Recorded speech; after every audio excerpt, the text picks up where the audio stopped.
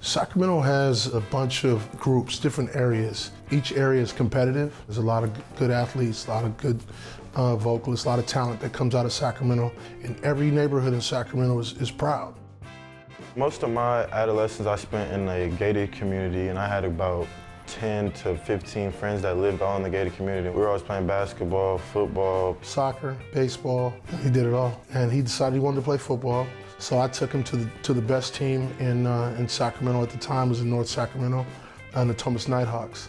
And then at the first game, he said, I'm gonna intercept the ball today. I'm gonna run it back for a touchdown. And I just said, okay, son, whatever. You know, that's not gonna happen, it doesn't happen. That's what I said in my mind, I didn't tell him that. And first game he ever played, he picked it off and went about 75 yards for a touchdown. My parents definitely instilled the whole education is important. My dad always said my education is for me, and that always resonated. School was first. I didn't really check on him in school too much. If I checked on him, that meant something was wrong, so it didn't happen too often. Kind of like just the drive that I have in me, it's just I want to push it to the furthest boundary. And what sounds challenging is being a doctor, so I want to do that, and I'm very interested in how things work. I always knew he would make it. It just, whether it would be sports or not, I knew that he would be a doctor, period. I don't really know how to explain it. It's just from doing so much. Like, I know what the feeling I get when I go snowboarding, when I play basketball, when I play soccer, but something about football, I just love like trying to win as many as you can. Like this is the competitor in me.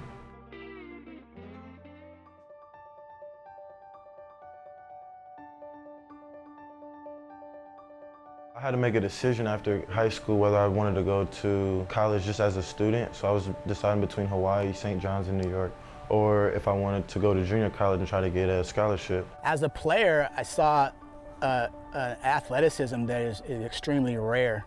He was real raw, but as an athlete, he could do almost anything, whether it be jumping, running, catching, kicking. He was just complete in terms of athleticism. So going in, I was just very determined. I was on a strict path schedule to where I went from home to class, back home to practice, back home, and it was just repeat. Because I saw those 3-4 months as just like a grind time. Just through his sheer drive and work ethic, he was able to accomplish anything that we put in front of him. And my coach, though, he was like one of my favorite coaches through my whole sporting career. Just inspired me in a different way that gave me confidence that I didn't have before. Just being new to the game, I just kind of ran with that confidence and just someone finally believing in me.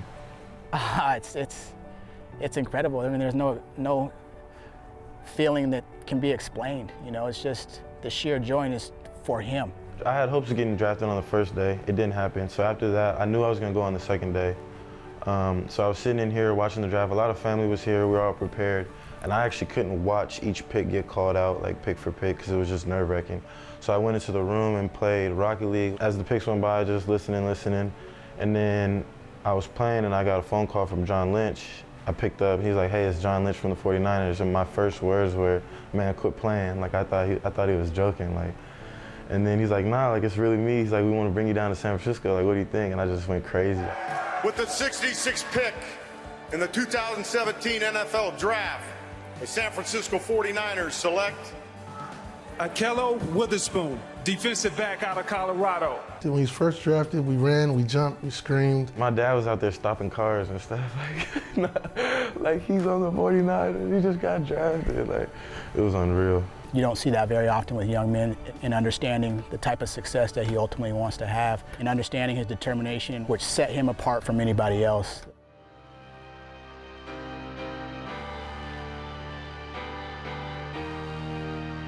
Wentz with loads of time. He throws, it's picked off. Intercepted by Witherspoon.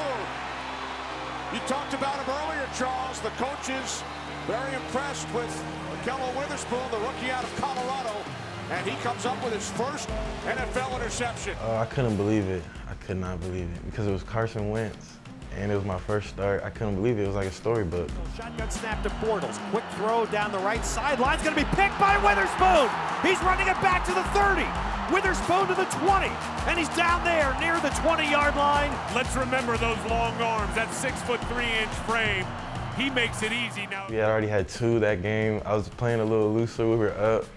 So then when I got it, it was just like excitement. I just think he's a passionate player. If the play calls for him to be physical, he will be. If it calls for him to use his length, he'll use that. If he needs to jump in there and fly, he'll do whatever it takes to make a play. I want to be a perennial Pro Bowler, All-Pro. Every year, you just check my name off the ballot. I just saw them progress, especially defensively. It takes some time to get better together. His fifth field goal of the game. Jimmy Garoppolo and the 49ers beat the Bears 15-14. Every single week we came into work, and it wasn't about winning or losing, it was about getting better because we knew that the time would come when everything would come together. Well, it's a very happy 49er team. Consecutive wins. There was a point when we lost 5 in a row by 3 or less, which was an NFL record. And that's kind of like when I feel like we became our closest. Everyone, oh, they're not gonna do anything. They might go 0-16. John Lynch and the 49ers keep it rolling. Stuff like that, you see that stuff and you just look at the guys next to you. And that's kind of the motivation is, hey, let's turn this thing around. Let's overcome these odds. I'm so excited, I can't wait for it to start. They have so many weapons. Proud and happy to announce Richard Sherman as a 49er. We're thrilled to do this, and we all know what he brings. I'm excited. That's been an idol of mine in the football world. So just to get an opportunity to work with them, pick his brain. The summer between Ahkello's junior year and senior year, my cousin, Mike, in LA, got a hold of Sherman's dad, Kevin. So I just always was a fan of the Legion of Boom and just that identity they had. And also being long and tall corners. They had Brandon Browner and Richard Sherman originally. And so seeing that, I just wanted to be a part of a defensive back group that instilled fear, that had length on the outsides, lockdown corners. And Kevin says, hey, look, man, you know, him meeting my son is not gonna help him. How about I introduce you to his trainer?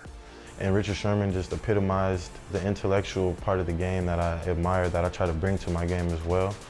And so to see him just be dominant in the game, and I always love just the way he does it. I flew Ahkello out to LA. They worked out, they trained. He looked at him, figured out what was wrong, had me videotape him doing some drills. He took him back to Colorado, worked on him, sent the film back a month later of him working on the drills, and changed his senior season. And just the way he gets down, I just respect it because he's gonna talk, he's gonna back it up, he's gonna be in your face all game, but I just really like to let my play do the talking.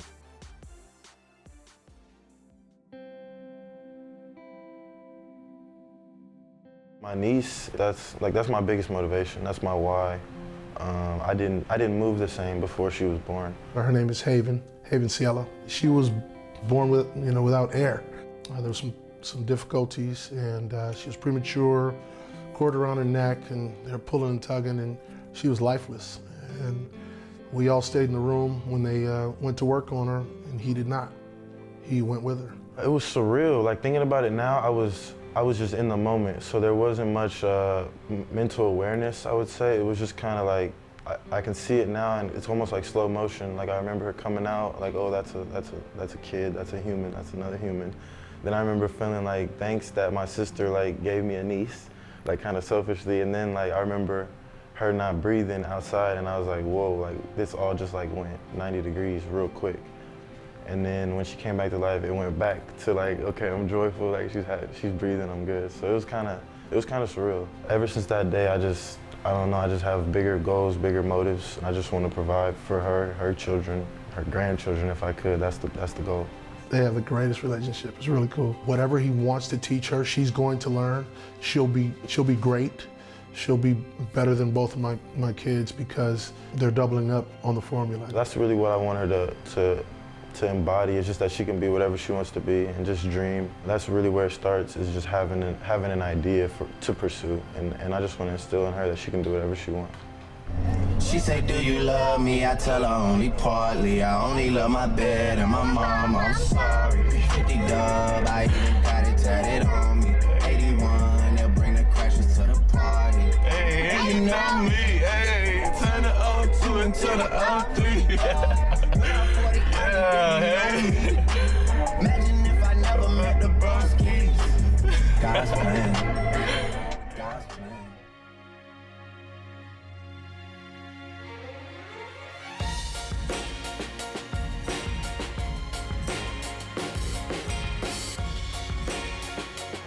like your game, bro. I play for the Niners. Oh, respect your game, G. Yes, sir.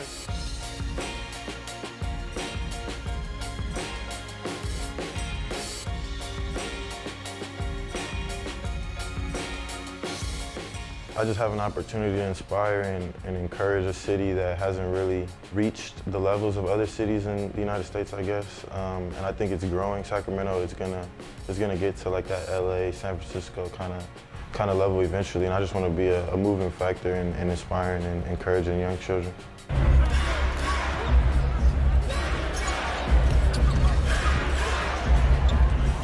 Football means nothing compared to what kind of human he is, really.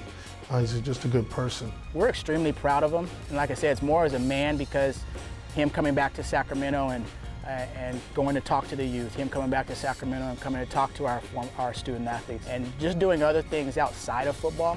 Those are the things that, you know, me personally as a coach and our staff love to see out of our young men that take that next step. I know where I've come from, and I'm just thankful, happy to have this opportunity to inspire and grow, because that was always the plan in my head, that was always my goal. I just didn't know what platform I was going to do it on. But to have this opportunity to do that, inspire kids, it's just a blessing.